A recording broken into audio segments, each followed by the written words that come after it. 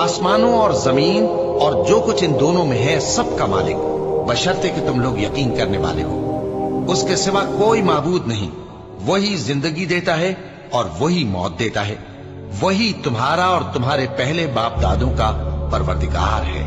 لیکن یہ لوگ شک میں پڑے کھیل رہے ہیں۔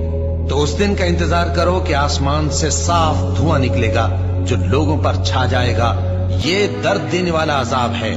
اس وقت وہ کہیں گے کہ اے پروردگار، ہم سے اس عذاب کو دور کر، ہم ایمان لاتے ہیں۔ اس وقت ان کو نصیحت کہاں مفید ہوگی، جبکہ ان کے پاس پیغمبر آ چکے جو ہمارے احکام کھول کر بیان کر دیتے تھے۔ پھر انہوں نے ان سے منہ پھیر لیا اور کہنے لگے، یہ تو سکھایا پڑھایا ہوا ہے، دیوانہ ہے۔ ہم تو تھوڑے دنوں عذاب ڈال دیتے ہیں مگر تم پھر کفر کرنے لگتے ہو۔ جس دن ہم بڑی سخت گرفت کریں گے تو بے شک انتقام لے کر